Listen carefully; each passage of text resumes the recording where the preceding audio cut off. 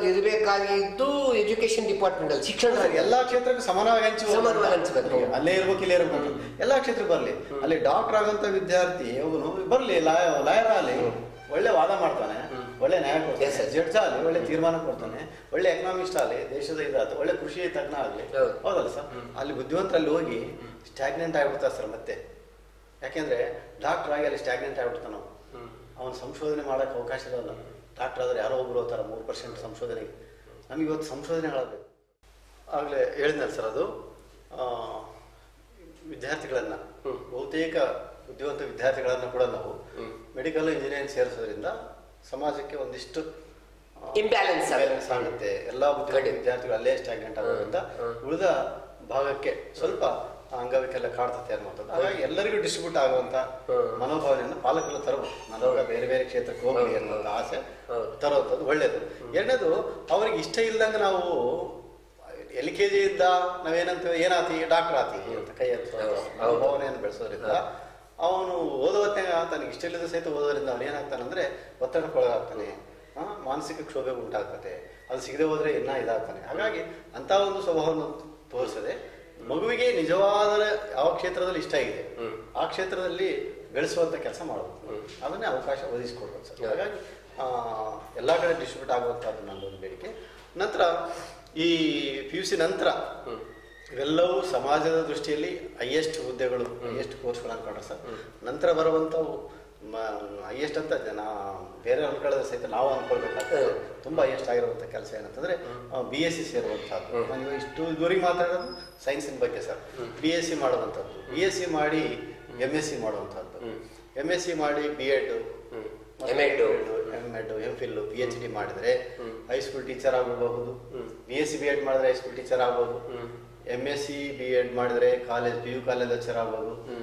MSc ಮಾಡಿ NEET SLET exam pass ಆದರೆ degree college lecture ಆಗ್ಬೋದು. ಬಹಳ ಈಜಿ ಸರ್. ಡಿಗ್ರಿ ಕಾಲೇಜರಿಗೆ 60, 70, 80 ಸಾವಿರ ಸಂಬಳ, 90,000 ಬೇಸಿಕ್ಕಿದೆ. ಆರಾಮಾಗಿ ಜೀವನ ಮಾಡ್ಬೋದು. ಜ್ಞಾನ ಹಂಚಿಕೊಂಡು ಸಂಶೋಧನೆಗಳನ್ನು ಮಾಡುತ್ತಾ ಆರ್ಟಿಕಲ್ಸ್ ಬರೀತಾ ಅವರು ಡಿಗ್ರಿ ಕಾಲೇಜ್ನಲ್ಲಿ ಹಾಯಾಗಿ ಬದುಕಬಹುದು ಅಂತ ಅವಕಾಶ ಮಕ್ಕಳಿಗೆ ಇದೆ. ದೊಡ್ಡ ದೊಡ್ಡ ಕಷ್ಟಪಟ್ಟು ಓದಿ ಕಡಿಮೆ ಸಂಪ್ರದಾಯ ಶಿಕ್ಷಣ ಕೂಡ ನಾವು ಒತ್ತು ಕೊಡಬೇಕಾದ ಅವಶ್ಯಕತೆ ಇದೆ. ಯಾಕಂದ್ರೆ ಬುದ್ಧಿವಂತ ವಿದ್ಯಾರ್ಥಿಗಳು MSc BSc ಮಾಡಿ ನಮ್ಮ ಹೈಸ್ಕೂಲ್ ಟೀಚರು ಉಪನ್ಯಾಸಕನಾದ್ರೆ ಮಕ್ಕಳಿಗೆ ಲಾಭ ಆಗ್ತದೆ. ಒಂದು ಸಮಾಜವನ್ನು ಉದ್ಧಾರ ಮಾಡ್ತಾರೆ, ದೇಶಕ್ಕೂ ಲಾಭ, ಸಮಾಜಕ್ಕೂ ಲಾಭ, ಸ್ವಸ್ಥ ಸಮಾಜ ನಿರ್ಮಾಣ ಆಗ್ತದೆ. ಇಲ್ಲ ಅಂದ್ರೆ ಏನಾಗ್ತದೆ ಅಂದ್ರೆ ನಾವು ಸೆಕೆಂಡ್ ಹ್ಯಾಂಡ್ ಗಾಡಿ ಓಡಿಸಿದಂಗೆ ಆಗ್ತದೆ. ನಾವು ಕಡಿಮೆ ಪರ್ಸೆಂಟೇಜ್ ನಾವು ಶಿಕ್ಷಕರಾಗಿಂತ ಒಳ್ಳೆ ವಿದ್ಯಾರ್ಥಿ, ಮೆಡಿಕಲ್ ಹೋಗಿರುವಂತ ಸಾಮರ್ಥ್ಯ ಇರುವಂತ ವಿದ್ಯಾರ್ಥಿ ಇಲ್ಲಿ ಬಂದು ಮೇಷ್ಟ್ರ ಆಗ್ಬಿಟ್ರೆ ಸಮಾಜದ ಗತಿನೇ ಬೇರೆ ಆಗ್ತದೆ. ಯಾಕಂದ್ರೆ ಒಳ್ಳೆ ಎನರ್ಜೆಟಿಕ್, ಒಳ್ಳೆ ಬುದ್ಧಿವಂತ ಇರ್ತಾನೆ, ಅವ್ನು ಬಂದು ಇಲ್ಲಿ ಪಾಠ ಮಾಡಿದ್ರೆ ನಮ್ಮ ಹುಡುಗರು ಉದ್ಧಾರ ಆಗ್ತಾರೆ. ಹಾಗಾಗಿ ಈ ಕಡೆ ಕೂಡ ಪಾಲಕರು ಮತ್ತು ಮಕ್ಕಳು ಗಮನ ಹರಿಸ್ಬೇಕು. BSc ಮಾಡಿ B.Ed ಮಾಡಿದ್ರೆ ವಿದ್ಯಾರ್ಥಿ ಹೈಸ್ಕೂಲ್ ಶಿಕ್ಷಕ ಆಗ್ಬೋದು. MSc ಮಾಡಿ B.Ed ಮಾಡಿದ್ರೆ PU ಕಾಲೇಜ್ ಉಪನ್ಯಾಸಕ ಆಗ್ಬೋದು. MSc ಮಾಡಿ net exam SLET exam pass ಆದರೆ ಡಿಗ್ರಿ ಕಾಲೇಜ್ ಎಕ್ಸಾಮ್ ಲೆಕ್ಚರ್ ಆಗ್ಬೋದು. ವಿಶ್ವವಿದ್ಯಾಲಯದಲ್ಲಿ ಕೂಡ ಲೆಕ್ಚರ್ಗಳು ಆಗ್ಬೋದು. ಆ ಮೂಲಕ ಒಂದು ಇದನ್ನು ಮಾಡ್ಬೋದು ಸರ್. ಅದಾದ ನಂತರ ಈ BSc ಸೈನ್ಸ್ ಮತ್ತು PUC ಆದ್ಮೇಲೆ ಸೈನ್ಸ್ ಬಗ್ಗೆ ಮಾತಾಡಿವಿ ಸರ್ ಇಷ್ಟೊತ್ತು. PUC ಸೈನ್ಸ್ ಮಾಡಿದವರು ಇನ್ನ ಈಗ ಯಾವ ನನ್ನ ಕೈಯಲ್ಲಿ ಸಾಧ್ಯ ಆಗಿಲ್ಲ ಸರ್, ನನಗೆ ಮುಂದೆ ಓದಕ್ಕೆ ಆಗಲಿಲ್ಲ ಅಂತಂದ್ರೆ PUC ಸೈನ್ಸ್ ಆದ್ರೂ D.Ed ಕಾಲೇಜ್ ಸೇರಿ 2 ವರ್ಷ D.Ed ಮಾಡಿ ಪ್ರಾಥಮಿಕ ಶಾಲೆ ಶಿಕ್ಷಕನಾಗ್ಬೋದು. ಒಳ್ಳೆ ಶಿಕ್ಷಕನಾಗಿ ಪ್ರಾಥಮಿಕ ಶಾಲೆ ಮಕ್ಕಳಿಗೆ ಮಾರ್ಗದರ್ಶನ ಮಾಡಿ ಅವನ ಲೈಫನ್ನು ಲೀಡ್ ಮಾಡ್ಬೋದು ಸರ್. ಇದು PUC ಸೈನ್ಸ್. ಇದ್ರ ಜೊತೆಗೆ ಫಾರ್ಮಸಿ ಸೇರ್ಬೋದು ನಮ್ಮ PUC ಸೈನ್ಸ್. ಆಮೇಲೆ ಫಾರ್ಮಸಿ ಸೇರಿದ್ರೆ ಮೆಡಿಕಲ್ ಶಾಪ್ ಇಟ್ಕೋಬಹುದು ಮತ್ತು ಆಸ್ಪತ್ರೆಯಲ್ಲಿ ನೌಕರಿಗಳು ಸಿಗ್ತವೆ. ಹಾಗಾಗಿ ಇಂಥ ಅವಕಾಶಗಳು ವಿದ್ಯಾರ್ಥಿಗಳಿದೆ. D.Pharm ಮಾಡಿ ಕೂಡ ಅವಕಾಶ ಇದೆ ಸರ್. ಇದಿಷ್ಟು ಸೈನ್ಸ್ ತೆಗೆದುಕೊಂಡ್ರೆ ಅಂತ ನಾವು ನೆಕ್ಸ್ಟ್ ಹಂತ ಇವತ್ತು ಬಹು ಬೇಡಿಕೆ ಇರುವಂತ ಅಂತಂದ್ರೆ ಇಡೀ ಪ್ರಪಂಚದಲ್ಲಿ ನರ್ಸ್ಗಳಿಗೆ ಅಂತ ಅತಿ ಹೆಚ್ಚು ಬೇಡಿಕೆ. ಎರಡನೇ ಹಂತ ಕಾಮರ್ಸ್ಗೆ ಅಂತ ಬರೋದು. ಹಾಗಾಗಿ ಕಾಮರ್ಸ್ ಕೂಡ ಒಳ್ಳೆ ಕೋರ್ಸ್. PUC ಕಾಮರ್ಸ್ ಒಳ್ಳೆ ಮಾಡ್ರಿ ಸರ್. ನಮ್ಮ ಸ್ನೇಹಿತನ ಹೆಂಡತಿ ಒಬ್ರು ಇಸ್ರೇಲ್ದಲ್ಲಿ ಇರ್ತಾರೆ. ಇಸ್ರೇಲ್ ಅವರು ಬೆಂಗಳೂರವರು. ಮನೆ ಮಾತು ಬಂದಾಗ ಕೇಳಿದೆ ನಾನು ಎಲ್ಲರೂ ನರ್ಸಿಂಗ್ ಹೋದೆ. ನಾನು ಸುಮ್ಮನೆ ಕ್ಯಾಶುವಲ್ ನಮ್ದೊಂದು ಸ್ವಭಾವ ಅಲ್ಲ ಸರ್, ಏನನ ಇರಲಿ ಇಲ್ಲೇನಿರಲಿ ಸ್ಯಾಲ್ರಿ ಎಷ್ಟೈತೆ ಅಂತ ಕೇಳ್ದೆ. ಇದು ಸಾಮಾನ್ಯವಾದ ಮಧ್ಯಮದವ್ರದ್ದು ಒಂದು ಇದು. ನಾನು ಸುಮ್ಮನೆ ಕೇಳ್ದೆ, ಅಮ್ಮ ಸ್ಯಾಲ್ರಿ ಎಷ್ಟಿದೆ ಅಂತ. ಅಮ್ಮ 2.5 ಲಕ್ಷ ಇದೆ ಗೊತ್ತಾಯ್ತು. ನಾವು ನರ್ಸ್ ಅಂದ್ರೆ ಅದೇನು ಕೋರ್ಸ್ ಅಲ್ಲ ಅನ್ನಂಗ ಇದ್ದೀವಿ. ಇವತ್ತು ನೀವು ಹೇಳಿದಾಗ ಜಗತ್ತಿನಾದ್ಯಂತ ವೈದ್ಯರಿಗಿಂತ ಜಾಸ್ತಿ ಬೇಡಿಕೆ ಇರೋದು ನರ್ಸ್. ಹಾಗಾಗಿ ಅದು ನರ್ಸ್ ಕೋರ್ಸ್ ಕೂಡ ಸೇರ್ಬೋದು, ಗರ್ಲ್ಸ್ ಎಲ್ಲ ಸೇರ್ಬೋದು. ಎಲ್ಲೋ ಗರ್ಲ್ಸಿಗೆ ಸಂಬಂಧಪಟ್ಟಂಗೆ ಇದಾವೆ.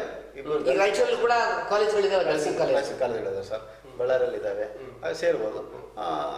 ಅದಕ್ಕೆ ಪ್ಯಾರಲ್ ಆಗಿ ಕಾಮರ್ಸ್ ಇದೆ ಸರ್. ಇಡೀ ಜಗತ್ತಿನಲ್ಲಿ ಬೇಡಿಕೆ ಇರುವಂತಹ ಕ್ಷೇತ್ರ ಅಂತ ಕಾಮರ್ಸ್ ಸಬ್ಜೆಕ್ಟ್. ಕಾಮರ್ಸ್ ಸಬ್ಜೆಕ್ಟ್ ಕೂಡ ಒಳ್ಳೆ ಸಬ್ಜೆಕ್ಟ್ಗಳಿದಾವೆ ಅಲ್ಲಿ. ಇತಿಹಾಸ, ಎಕನಾಮಿಕ್ಸು, ಬಿಸ್ನೆಸ್ ಸ್ಟಡೀಸ್, ಅಕೌಂಟೆನ್ಸಿ ಇರ್ತದೆ.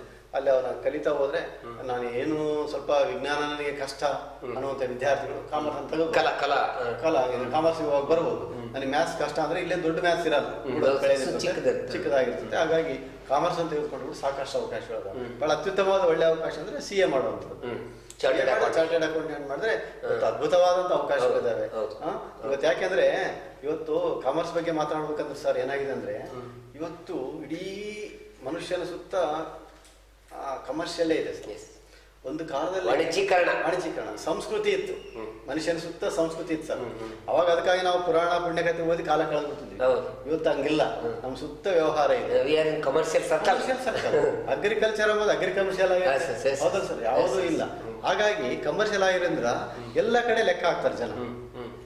ನಮ್ಮಲ್ಲಿ ಇವತ್ತು ಸರ್ ಒಂದು ಸಾರಿ ಲೋನ್ ತಗೊಂಡ್ರೆ ಬ್ಯಾಂಕ್ನಲ್ಲೋ ಎಲ್ಲ ತಗೊಂಡ್ರೆ ಯಾವ ತಗೊಂಡ್ರೆ ಊರಾಗ ಸುದ್ದಿ ಆಗ್ತತ್ತು, ಒಂದು ಲೋನೇ ಕಟ್ಟಕಲಪ್ಪ ಅಂತ. ಇವನು ಯಾಕೆ ಕೊಡ್ಬೇಕಲ್ಲ, ಬಾಯಿ ಮಾತಷ್ಟೇ. ಇನ್ನೊಬ್ಬರು ತಗೋ ಇಸ್ಕೋಬೋದಾಯ್ತು, ಊರಿಗೂ ಗೊತ್ತಿಲ್ಲ ಅಂದ್ರೆ.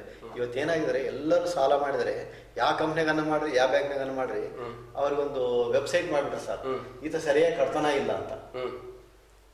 ಆ ಒಂದು ಸಿವಿಲ್ ಕಾನ್ಸಿಯಸ್ ಬಂದಿದೆ ಸರ್. ಅದನ್ನ ನೋಡಿ ನೆಟ್ನ ನೋಡಿ ಲೋನ್ ಕೊಡಬೇಕಿಲ್ಲ ಅಂತ ಡಿಸೈಡ್ ಮಾಡ್ತಾರೆ. ಸೊ ಅಂತ ಕ್ಷೇತ್ರಕ್ಕಲ್ಲಿ ಯಾರು ಬೇಕಾದ್ರೆ ಅಂದ್ರೆ ಕಾಮರ್ಸ್ ವಿದ್ಯಾರ್ಥಿಗಳು CA ಮಾಡಿದ್ರು. ಇವತ್ತು ಬ್ಯಾಂಕಿಂಗ್ ವ್ಯವಸ್ಥೆ ನಿಂತಿರೋದೇ ಕಾಮರ್ಸ್ ವಿದ್ಯಾರ್ಥಿಗಳು. ಲೋನ್ ತಗೊಂಡ್ರೆ ಕಟ್ಟೇನೇ ಇಲ್ಲ. ಯಾವುದೇ ಕಂಪ್ನಿ ತಗೊಂಡಿರ್ರಿ ಅಲ್ಲಿ ಬಂದ್ಬಿಡ್ತದೆ. ಯಾವುದೇ ಲೋನ್ ಹೊರಗೆ ತಗೊಂಡ್ರೆ ಅವ್ನು ಕಟ್ತಾನೆ ಇಲ್ಲ, ತಿಂಗಳ ಕರೆಕ್ಟ್ ಡೇಟಿಗೆ ಕಟ್ಟಿಲ್ಲ ಅಂದ್ರೆ ಇದು ಲೋನ್ ಕೊಡಬಾರ್ದು. ಪಾಯಿಂಟ್ಸ್ ಕೊಡ್ತಾರೆ ಸರ್.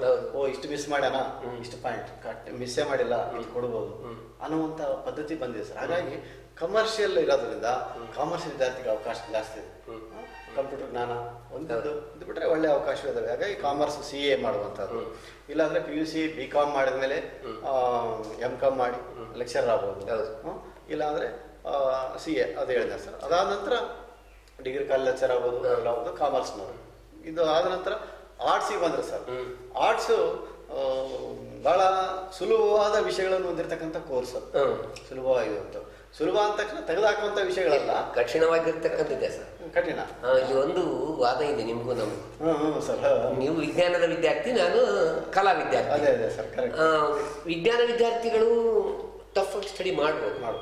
ನಮಗೂ ಕೂಡ ಸರ್, ನೀವು 1 ಪೇಜ್ ಬರೆದ್ರೆ ನಿಮ್ಗೆ 10 ಮಾರ್ಕ್ಸ್ ಕೊಡ್ತಾರೆ. ಹೌದೌದು, ಅಷ್ಟೇ. ನಮ್ಗೆ ಹಂಗಿಲ್ರಿ.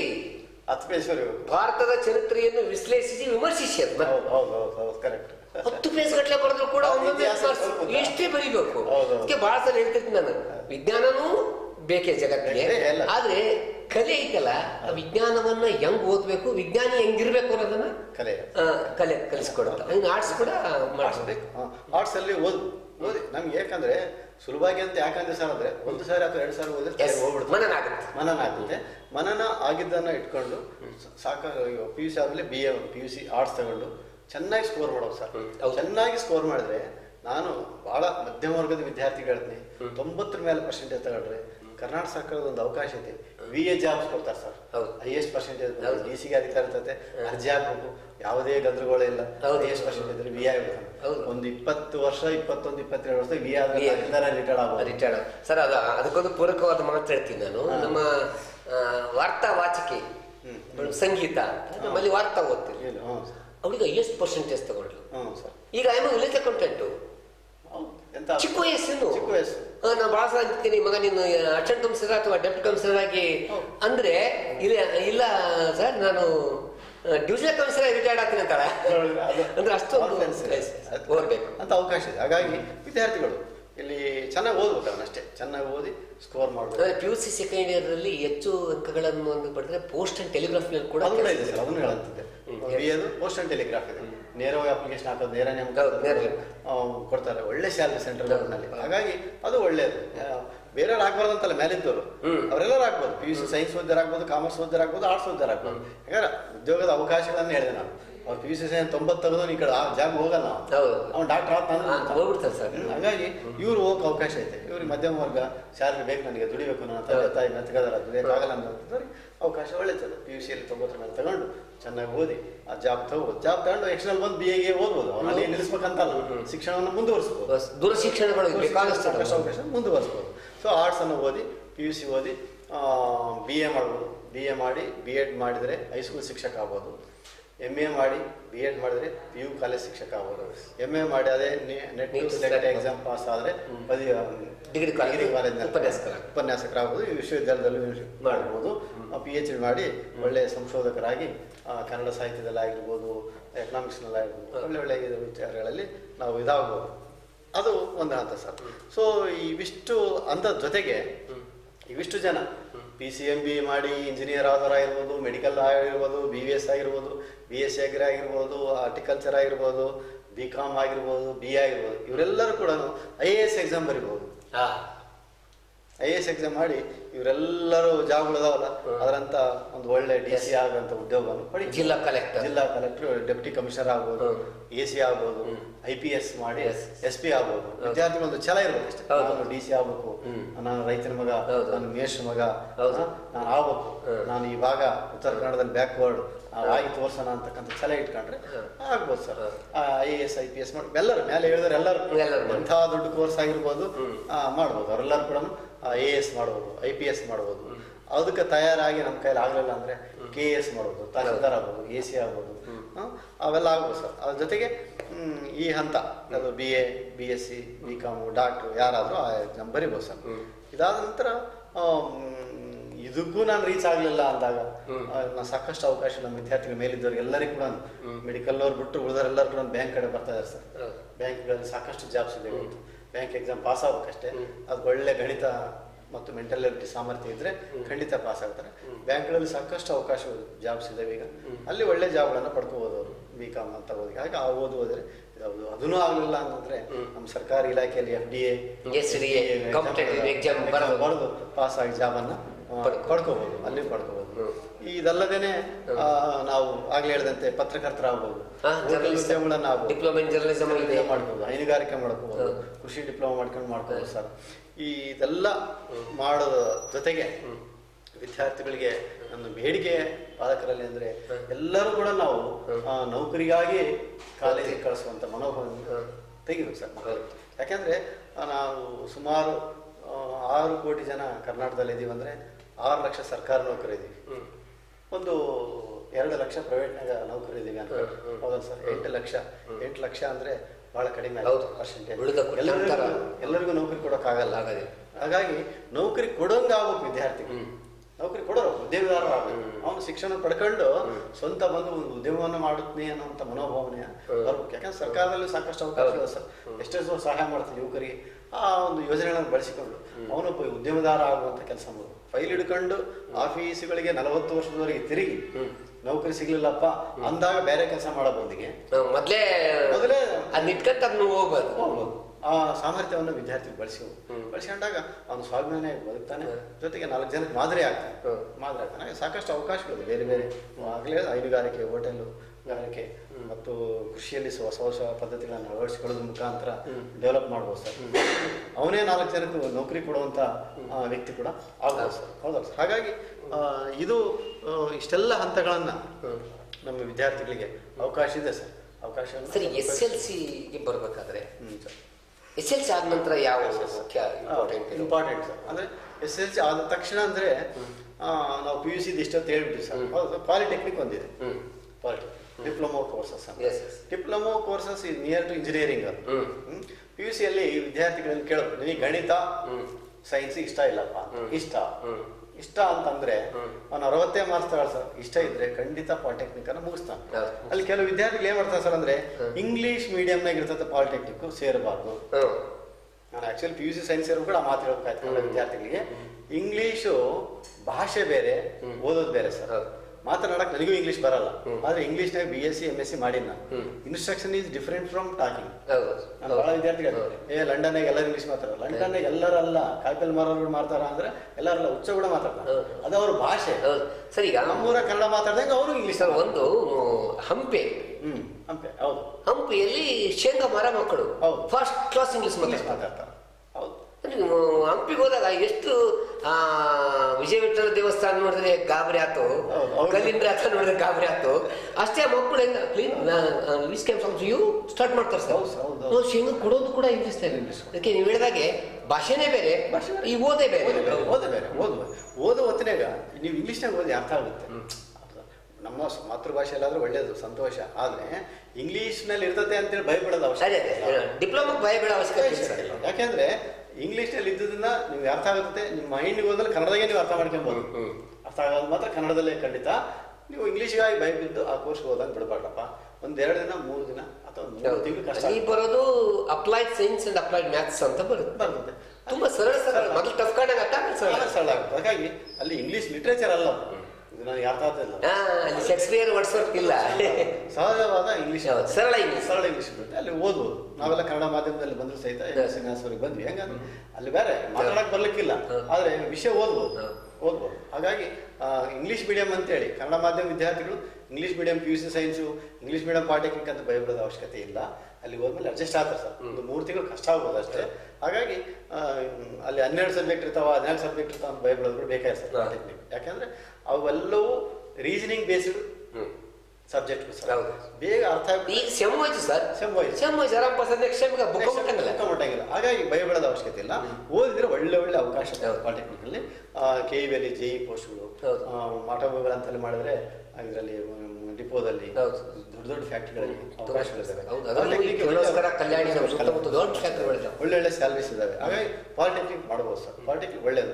ಪಾಲಿಟೆಕ್ನಿಕ್ ಮಾಡಿದ ನಂತರ ನಾನು ಇನ್ನೂ ಓದ್ತೀನಿ, ಪಾಲಕ ಓದಿಸ್ತಾರೆ ಅಂದ್ರೆ ಇಂಜಿನಿಯರಿಂಗ್ ಓದ್ಬೋದು, 1 ವರ್ಷ ಕಡಿಮೆ ಮಾಡ್ತಾರೆ. ಹಾಗಾಗಿ ಅಲ್ಲಿ ಇಂಜಿನಿಯರಿಂಗ್ ಮಾಡಿ ಒಳ್ಳೊಳ್ಳೆ ಜಾಬ್ಗಳು ಹೋಗ್ಬೋದು ಸರ್. ಒಳ್ಳೆ ಕೋರ್ಸ್ಗಳು ಅಲ್ಲೆಲ್ಲ ಕೂಡ ಒಳ್ಳೊಳ್ಳೆ ಅವಕಾಶ ಸಂಶೋಧನೆ ಮಾಡಲಿಕ್ಕೆ ಅವಕಾಶ ಇದೆ ಸರ್. ಡಿಪ್ಲೊಮಾ ಮಾಡಿ ಇಂಜಿನಿಯರಿಂಗ್ ಮಾಡಿದ್ರೆ ಕೂಡ ಅವಕಾಶ ಇದೆ. ಅಂತ ಒಂದು ಇಂಜಿನಿಯರಿಂಗ್ ಕೂಡ ಡಿಪ್ಲೊಮಾ ಮಾಡ್ಬೋದು ಸರ್. ಸಾಕಷ್ಟು ಸಬ್ಜೆಕ್ಟ್ಸ್ ಇದಾವೆ ಅಲ್ಲಿ, ಬ್ರಾಂಚಸ್ ಸಾಕಷ್ಟು ಇದಾವೆ.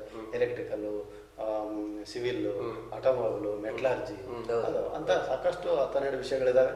ಅದರಲ್ಲಿ ಪಾಲಿಟೆಕ್ನಿಕ್ ಮಾಡಿ ಪಾಲಿಟೆಕ್ನಿಕ್ ಮೇಲೆ ನೌಕರಿಗಳನ್ನು ಪಡ್ಕೋಬಹುದು.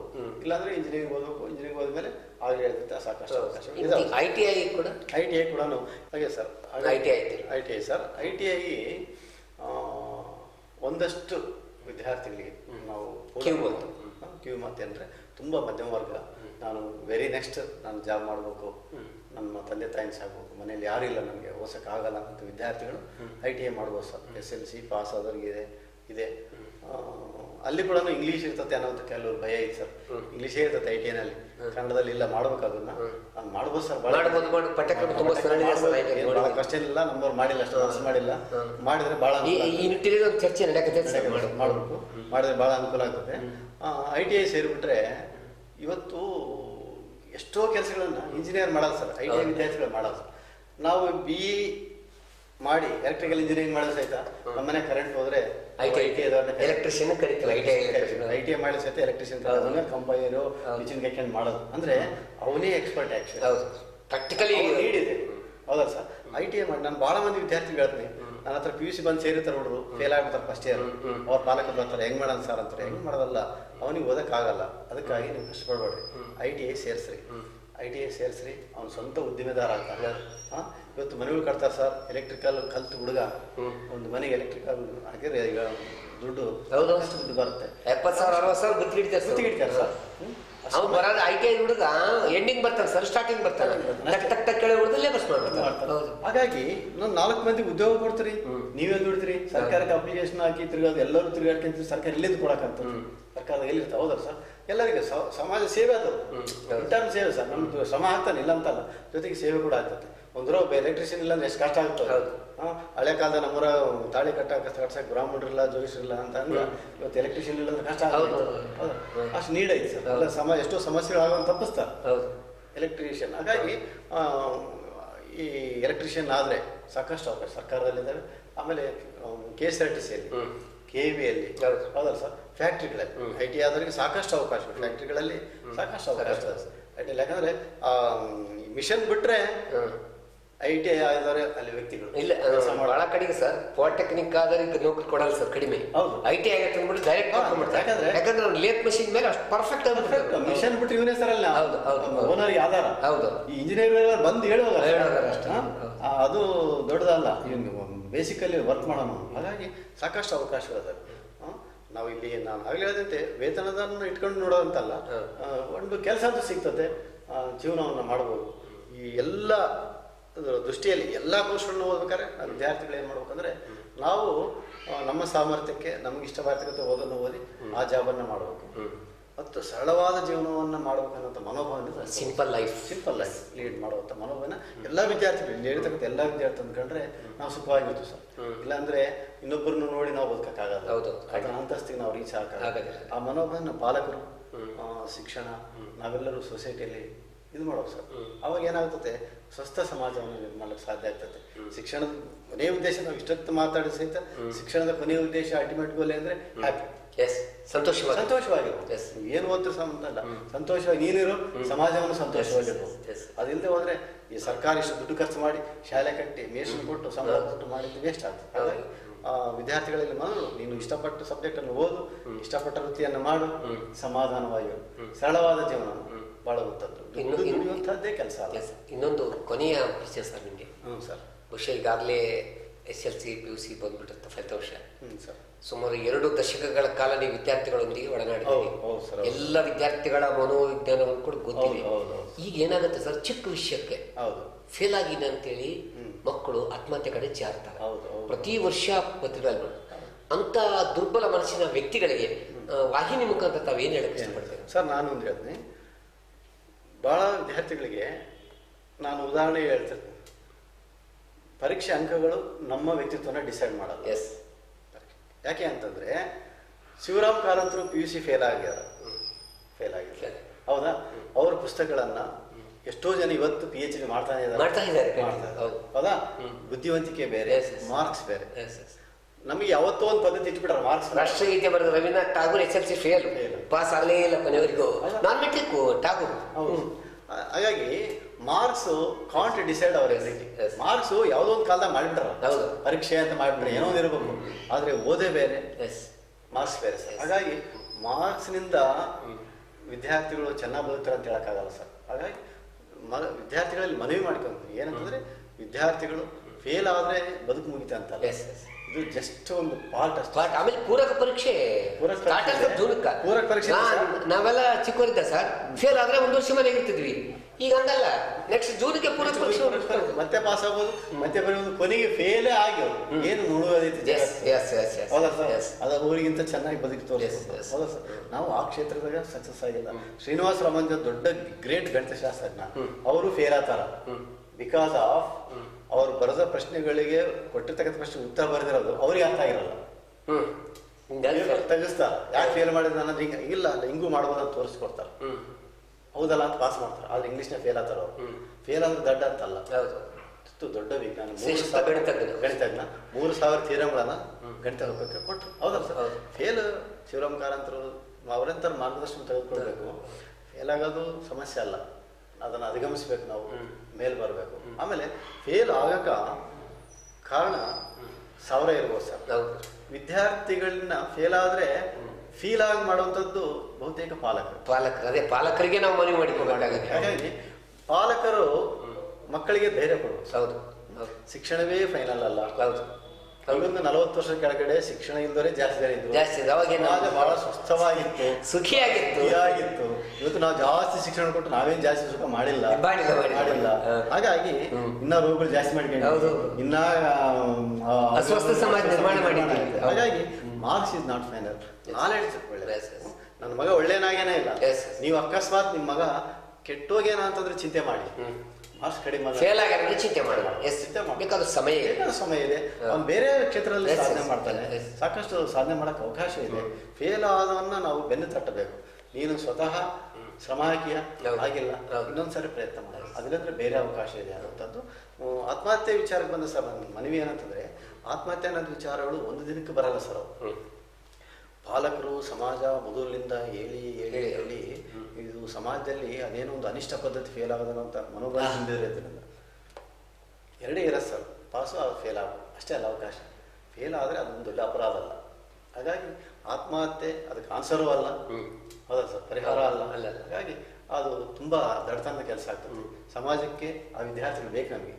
ಆ ಕ್ಷೇತ್ರದ ಫೇಲ್ ಆಗಿರ್ಬೋದು, ಹೌದು, ಮತ್ತೊಂದು ಕ್ಷೇತ್ರದಲ್ಲಿ ಉತ್ತಿ ಬಿತ್ತಿ ಬೆಳೆಯುವಂತ ರೈತ ಆದ್ರೆ ಅನ್ನ ನೀಡೋದು ಏನು ಚಂದ್ರಮಂಡಲಕ್ಕೆ ಹೋಗಿ ಬಂದ್ರೆ ಏನು ಮಾಡೋಕ್ಕಾಗಲ್ಲ. ಅದೇ ಹೇಳಿದ್ರಲ್ಲ, ಇನ್ನೊಂದ್ಸಲ ಹೇಳಿ. ಸರ್ ನಮ್ಗೆ ಮೊನ್ನೆ ಮಾಧವನ್ ನಾಯರ್ ಹೇಳಿದ್ರು ಸರ್, ನಮ್ಗೆ ಯಾಕೆ ಬೇಸಿಕ್ ಸೈನ್ಸ್ ಓದ್ಬೇಕಂತ ಹೇಳಕ ನಾನು ಬರ್ತೇನೆ ಸರ್. ಬೇಸಿಕ್ ಸೈನ್ಸ್ ಯಾಕೆ ಓದ್ಬೇಕಂದ್ರೆ ನಮ್ಮ ವಿದ್ಯಾರ್ಥಿಗಳು, ನಮ್ಮಲ್ಲಿ ಟೆಕ್ನಾಲಜಿ ಬೇಸ್ಡ್ ಎಜುಕೇಶನ್ ಜಾಸ್ತಿ ಆಗಿದೆ. ಆ ಶಿಕ್ಷಣ ಜಾಸ್ತಿ ಆಗಿರೋದ್ರಿಂದ ಇವತ್ತು ರಾಕೆಟ್ ಅನ್ನ ತಯಾರು ಮಾಡ್ಬಿಡ್ತಾರೆ, ಇಂಜಿನಿಯರಿಂಗ್ ವಿದ್ಯಾರ್ಥಿಗಳು ತಯಾರು ಮಾಡ್ಬಿಡ್ತಾರೆ, ರಾಕೆಟ್ಗಳನ್ನು ಚಂದ್ರಮಂಡಲಕ್ಕೆ ಕಳಿಸ್ತೀವಿ. ಆದ್ರೆ ಅಲ್ಲಿ ಹೋಗಿ ಮಣ್ಣನ್ನು ತಂದ್ರೆ ಆ ಮಣ್ಣಲ್ಲಿ ಏನಿದೆ, ಕಲ್ಲಲ್ಲಿ ಏನಿದೆ ಅಂತ ಇಂಟರ್ಪ್ರಿಟ್ ಮಾಡುವಂತ ಸಾಮರ್ಥ್ಯ ಬೇಸಿಕ್ ಸೈನ್ಸ್ ಇದೆ. ಅದನ್ನು ಓದೋ ವಿದ್ಯಾರ್ಥಿಗಳು, ಯಾಕಂದ್ರೆ because of all intelligent students R move towards medical engineering. ಹೌದೌದು, ಮೂಲ ವಿಜ್ಞಾನಕ್ಕಿಲ್ಲ. ಅವನು ವಿದ್ಯಾರ್ಥಿ ಮೂಲ ವಿಜ್ಞಾನದಾಗಿದ್ರೆ ಇದ್ರಾಗ ರಂಜಕ ಐತೆ, ಪೊಟಾಶ್ ಐತೆ, ವಾಟರ್ ಅಂಶ ಏನಾಗ್ಬೋದು ಅಂತ ಹೇಳ್ತಾರೆ. ಆ ಲ್ಯಾಕ್ ನಮಗಿದೆ, ಆ ತೊಂದರೆ ಇದೆ ಅಂತೇಳಿ ಮಾಧವ ನಾಯರ್ ಹೇಳಿದ್ರು ಸರ್ 2 ವರ್ಷ ಕೆಳಗಡೆ ಚಂದ್ರ ಇದಕ್ಕೆ ಹೋದಾಗ. ಹಾಗಾಗಿ ನಾವು ಬೇಸಿಕ್ ಸೈನ್ಸ್ ಅನ್ನು ಕೊಡಬೇಕು, ಸರಳವಾದ ಬದುಕು, ಜೊತೆಗೆ ವಿದ್ಯಾರ್ಥಿಗಳು ಮತ್ತು ಪಾಲಕರು ಫೇಲ್ ಅನ್ನುವಂಥದ್ದು ಜಸ್ಟ್ ಅನ್ ಇನ್ಸಿಡೆಂಟ್ ಅಷ್ಟೇ. ಅದ್ರ ಬಿಡಬೇಕು, ಮತ್ತೊಂದು ಸಾರಿ ಪಾಸ್ ಆಗ್ಬೇಕು, ಸಾಕಷ್ಟು ಅವಕಾಶ. ಆ ಕ್ಷೇತ್ರ ಅಲ್ಲ ಅಂದ್ರೆ ಆ ಫೇಲ್ ಅಂದ್ರೆ we are not able to ಲೈಫ್ನಾಗ ಸಾಕಷ್ಟು. ಭೀಮಸೇನ್ ಜೋಶಿ ಅವ್ರು MSc ಮಾಡಿದ್ರೆ MBBS ಮಾಡಿ ದೊಡ್ಡ ಸಂಗೀತಗಾರ, ಹೌದಲ್ಲ ಸರ್. ಬಸವಣ್ಣ ಓದಿಲ್ಲ, ಅಕ್ಕಮದೇವ್ ಓದಿಲ್ಲ, ಕನಕದಾಸ್ ಓದಿಲ್ಲ. ದೊಡ್ಡ ದೊಡ್ಡ ದಾರ್ಶನಿಕರು, ಹೌದಲ್ಲ ಸರ್. ಸರ್ವಜ್ಞ ಓದಿದ್ದಿಲ್ಲ, ದೊಡ್ಡ ದಾರ್ಶನಿಕರು, ಹೌದಾ. ಇನ್ನೂ 1000 ವರ್ಷದ ಸಹಿತ ಅವ್ರನ್ನ ಮೀರ್ಸಕ್ ಆಗಲ್ಲ. ಹಾಗಾಗಿ ಶಿಕ್ಷಣ, ಶಾಲೆ ಶಿಕ್ಷಣ ಅದೇ ಫೈನಲ್ ಅಲ್ಲ. ಐನ್ಸ್ಟೈನ್ ಒಂದು ಕಡೆ ಹೇಳ್ತಾರೆ ಸರ್, ನನಗೆ ಶಾಲೆ ಶಿಕ್ಷಣ ಎಂದೂ ನನ್ನ ಯೋಚನೆಗೆ ಅಡ್ಡ ಬರಲಿಲ್ಲ ಅಂದ್ರೆ ಶಾಲೆ ಶಿಕ್ಷಣ ಅಡ್ಡ ಬಂದ್ಬಿಡ್ತಂತೆ ಭಯ ಇತ್ತು ಅವ್ರಿಗೆ. ಯಾಕೆ ಅಂದ್ರೆ ನಿಜವಾದ ಶಿಕ್ಷಣ ಸೊಸೈಟಿ ಸೊಸೈಟಿ ಅಲ್ಲಿ ಅದನ್ನ ಅರ್ಥ ಮಾಡ್ಕೊಂಬೇಕು. ಶಾಲೆ ಶಿಕ್ಷಣ ಅಷ್ಟೇ ಸರ್, ನಮ್ದು ಫೈನಲ್ ಅಲ್ಲ. ಸಮಾಜ ಶಿಕ್ಷಣ ಅದನ್ನ ಅರ್ಥಕೊಂಡಿರ್ತಾರೆ, ಅದನ್ನ ಅರಿಬೇಕು, ಬದುಕಬೇಕು. ಏನು ಎಷ್ಟೋ ಜನ ಇವತ್ತು ಫೇಲ್ ಆದವರು 1000 ಜನ ಜಾಬ್ ಕೊಟ್ಟರು ಸರ್. ಅದಕ್ಕೆ ಮುಗಿಸ್ಬೇಕು. ಮತ್ತೆಲ್ಲ ಹೋಟ್ಲ್ ಉದ್ಯಮ ಮಾಡಿ, ಕಾಮತ್ ಹೋಟೆಲ್ಗಳು ಯಾರು ಡಿಗ್ರಿ ಮಾಡಿಲ್ಲ, ಅವರೆಲ್ಲ ಒಂದು ಹೊರ ಬಂದು ಹೋಟ್ಲ್ಗಳು ಕಟ್ಕೊಂಡು ಅನ್ನ ಊಟ ಹಾಕಿ, ಊಟ ಇಲ್ದಲ್ಲಿ ಊಟ ಹಾಕಿದ್ದಾರೆ. ಅದು ಸೇವೆ ಸರ್. ದುಡ್ಡು ಕೊಡೋದು ಆಮೇಲೆ ಪ್ರಶ್ನೆ, ನಾವು ದುಡ್ಡು ಕೊಟ್ಟಿವ ಲಾಭ ತಗೊಂಡ್ರ ಪ್ರಶ್ನೆ. ಫಸ್ಟ್ ಮಾಡಿದ್ರಲ್ಲ ಒಂದು ಆ ಸೇವೆ, ಅದು ನೆನೆಸ್ಕೊಂತಾರೆ. ಹಾಗಾಗಿ ವಿದ್ಯಾರ್ಥಿಗಳು ಭಯಪಡೋದು ಅವಶ್ಯಕತೆ ಇಲ್ಲ ಸರ್. ಫೇಲ್ ಅಂತೇಳಿ ಹಲವಾರು ಮಾರ್ಗಗಳಿವೆ, ಹಲವಾರು ಸೌಲಭ್ಯಗಳಿವೆ, ಹಲವಾರು ಕಡೆ ನೀವು ಹೋಗ್ತಕ್ಕಂಥ ಕ್ಷೇತ್ರಗಳಿವೆ. ಅಂದ್ರೆ ಫೇಲ್ ಆಗಿ ಇದು ಮಾಡಲ್ಲ. ಪಾಲಕರು ಕೂಡ ಮನವಿ ಇದು, ಯಾಕಂದ್ರೆ ಬಹಳ ಸಲ ಪಾಲಕರು ಒತ್ತಡಕ್ಕೆ ಮಗು ಅಲ್ಲಾಡೇ ಬಿಡ್ತೈತಿ. ನಮ್ಮೊಂದು ಭ್ರಮೆ ಸರ್, UKG LKG ಇಂದ ಸ್ಟಾರ್ಟ್ ಆಗ್ತಿ ರೋಗ ಸರ್. ಫಸ್ಟ್ ರ್ಯಾಂಕ್ ಬಂದಿಲ್ಲ ಅಂದ್ರೆ ಹೌದ್ರಿ, ಬರೆಯಾಗ್ದಾರ ಬೈಯೋದಾರ ಮಕ್ಕಳಿಗೆ ಊಟ ಹಾಕೋದಲ್ಲ, ಹೊರಗೆ ಬಿಸಾಕ್ತಾರ, ಪ್ರೋಗ್ರೆಸ್ ಸೈನ್ ಮಾಡಲ್ಲ. ಹೌದು, ಅದೇ ಆಗ್ರಿ. ಮಗು ಅಂದ್ರೆ ಮಗುವಾಗಿ ಬೆಳಿಬೇಕು. ಹೌದು, knowledge is different from marks card. Progress ಕಾರ್ಡ್ಗೆ ಏನೈತಿ, ಫಸ್ಟ್ LKG ಫಸ್ಟ್ ರ್ಯಾಂಕ್ ಬರುತ್ತೆ. ಯಾಕೆ ಎಲ್ಲರ ಮಕ್ಕಳೇ ಅವರು. ಆ ಕಡೆ ಸೆಕೆಂಡ್ ರ್ಯಾಂಕ್ ಬಂದ ಹುಡುಗ ನನ್ನ ಮಗ ಆಗಿರುವುದಾಗಿತ್ತು, ಅಕಸ್ಮಾತ್ ಅವ್ರೊಟ್ಟೆ ಅಷ್ಟೇ ಅಲ್ಲ. ಎಲ್ಲಾ ಮಕ್ಕಳು ಅವನು ಬರ್ಲಿ, ಹೌದಲ್ವಾ. ಹಾಗಾಗಿ ರ್ಯಾಂಕಿಂಗ್ ಸಿಸ್ಟಮು, ರಿಸಲ್ಟ್ ಸಿಸ್ಟಮ್ ಹೋಗ್ಬೇಕು ಸರ್. ಕೇವಲ ಬುದ್ಧಿವಂತಿಕೆ ಇವೆಲ್ಲಕ್ಕಿಂತ ಹೆಚ್ಚಾಗಿ ನಾನು ಬಹಳ ಏನ್ ಸರ್, ನನ್ನ ಮಗ ಒಳ್ಳೆನ ಅಲ್ಲ, ಒಳ್ಳೆ ಸಾಕಲ್ಲ ಸರ್. ಅದು ಸಾಕು. ಕೆಟ್ಟವನಾಗಿ ಈಗ ಆಂಟಿ ಸೋಷಿಯಲ್ ಆದ್ರೆ ಒಳ್ಳೆ, ನೀನ್ ಒಳ್ಳೆನಲ್ಲಪ್ಪ ಸಾಕು, ನೀನ್ ಪ್ರಾಂಪ್ಟ್ ಆಗಿ ಬದುಕು, ಜೀವನದಲ್ಲಿ ಎಲ್ಲಾ ಕಡೆ ಸಕ್ಸಸ್ ಅಂತ ಹೇಳಿ ಮಾರ್ಗದರ್ಶನ ಮಾಡೋಕೆ ಸರ್. ಅವನಿಗೆ ನೀನು ಫೇಲ್ ಆಗ್ಬಿಟ್ಟು ವೇಸ್ಟ್ ಅನ್ನುವಂಥ ಮಾತು ವಿದ್ಯಾರ್ಥಿಗಳು ಬರಬಾರ್ದು ಸರ್, ಬರಬಾರ್ದು. ಯಾಕಂದ್ರೆ ಲೈಫ್ ಈಸ್ ವೆರಿ ಪ್ರಿಷಿಯಸ್.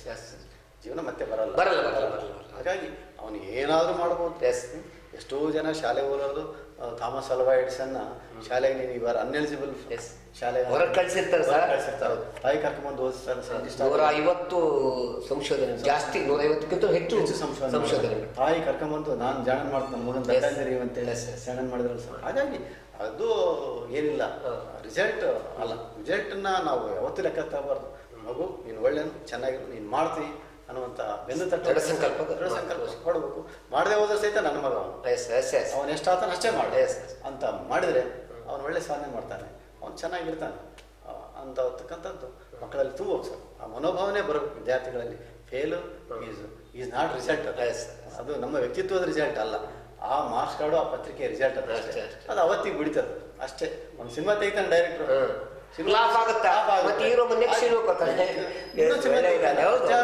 ಅದು ಸಿನಿಮಾ ಫ್ಲಾಪ್ ಆಯ್ತು ಅಂತ ಆತ್ಮಹತ್ಯೆ ಮಾಡಿದ್ರೆ ದಡ್ಡ ಅಂತ ಅಷ್ಟೇ. ಹಾಗಾಗಿ ಅದು ಒಂದು result just for that paper only, ಲೈಫಿಗೆ ಅಲ್ಲ. ಲೈಫಿಗೆ ಪರೀಕ್ಷೆ ದೇವರು ಇಡಬೇಕು ಅಷ್ಟೇ, ಹೌದು. ಅದಕ್ಕಾಗಿ ನಾವು ನಮ್ಮ ಬದುಕನ್ನು ಬದುಕಬೇಕಷ್ಟೇ. ವೀಕ್ಷಕರೇ, ಇದುವರೆಗೂ SLC ನಂತರ ಮುಂದೇನು, PUC ನಂತರ ಇರತಕ್ಕಂಥ ಅವಕಾಶಗಳೇನು ಅನ್ನೋದ್ರ ಬಗ್ಗೆ ಸಮಗ್ರ ವಿವರ ಕೊಟ್ಟಿದ್ದಾರೆ ಶ್ರೀನಿವಾಸಮೂರ್ತಿ ಸರ್. ಜೊತೆಗೆ ಅವರ ಮನವಿಯ ಜೊತೆಗೆ ವೈಭವ ವಾಹಿನಿಯ ಮನವಿ ಕೂಡ ಪೋಷಕರಿಗೂ ಮತ್ತು ವಿದ್ಯಾರ್ಥಿಗಳಿಗೂ, ದಯವಿಟ್ಟು ಫಲಿತಾಂಶ ಬಂದಿದೆ, ಈಗ ನಾವು ಫೇಲ್ ಆಗಿನ ಅಂತೇಳಿ ಇನ್ಯಾವುದೋ ದಾರಿ ಹಿಡಿಯೋದು ಬೇಡ. ಸರ್ ಹೇಳಿದಾಗೆ ಫೇಲ್ ಅನ್ನೋದು ಒಂದು ಭಾಗ ಮಾತ್ರ, ಅದು ಇಡೀ ಜೀವನ ಅಲ್ಲ. ಅದ ಕಾರಣ ನೀವು ಮತ್ತೆ ಮತ್ತೆ ಮುನ್ನುಗ್ಗಿ ನಡೆ ಮುಂದೆ ಗೆಲುವು ನಿನ್ನದೆ ಎನ್ನುವ ವಾಣಿ ನಿಮ್ಗೆ ಗೊತ್ತಿರಲಿ. ಹಾಗೆ ಇದುವರೆಗೂ ನಮಗೆ ಸಮಗ್ರ ವಿವರ ಹೇಳಿದಂಥ ಶ್ರೀನಿವಾಸಮೂರ್ತಿ ಸರ್ಗೆ ವೀಕ್ಷಕರ ಪರವಾಗಿ, ಮುಂದೆ ಹೋಗುವ ವಿದ್ಯಾರ್ಥಿಗಳ ಪರವಾಗಿ ಕೂಡ ಧನ್ಯವಾದಗಳು ಸರ್. ನಮಸ್ಕಾರ ಸರ್. ನಾನು ಕೂಡ ವೈಭವ ವಾಹಿನಿಗೆ ಮತ್ತು ಈ ವಾಹಿನಿಯನ್ನು ನೋಡ್ತಕ್ಕಂಥ ಸಮಸ್ತ ವೀಕ್ಷಕ ಬಂಧುಗಳಿಗೆ ವಂದನೆಗಳನ್ನು ಅರ್ಪಿಸುತ್ತಾ, ಮತ್ತೆ ವಿದ್ಯಾರ್ಥಿಗಳಲ್ಲಿ ಮತ್ತು ಪಾಲಕರಲ್ಲಿ ಮನವಿ, ಫಲಿತಾಂಶವನ್ನು ಆಧಾರವಾಗಿಟ್ಕೊಂಡು ಮಕ್ಕಳನ್ನು ನಿಂದಿಸುವಂಥದ್ದು ಬೇಡ. ಅವ್ರನ್ನ ಅಪ್ರಿಷಿಯೇಟ್ ಮಾಡುವಂಥ ಕೆಲಸವನ್ನು ಮಾಡಿ. ರಿಸಲ್ಟ್ ಈಸ್ ನಾಟ್ ಫೈನಲ್, ಅದು ಕೇವಲ ಒಂದು ಪೇಪರ್ಗೆ, ಸಬ್ಜೆಕ್ಟ್ಗೆ ಸಂಬಂಧಪಟ್ಟಿದ್ದು ಹೊರತು ಬದುಕಿಗೆ ರಿಸಲ್ಟ್ ಇಲ್ಲ, ಸಾಧನೆಗೆ ರಿಸಲ್ಟ್ ಇಲ್ಲ. ನಾವು ಯಾವತ್ತೂ ಸಾಧನೆ ಮಾಡ್ಬೋದು, ಮಾಡ್ತಾರೆ ಮಕ್ಕಳು, ಅವರ ಬೆನ್ನು ತಟ್ಟಿ ಅಂತೇಳಿ ಈ ಮೂಲಕ ತಮ್ಮಲ್ಲಿ ಬೇಡಿಕೊಳ್ಳುತ್ತಿದ್ದೇನೆ. ಧನ್ಯವಾದ.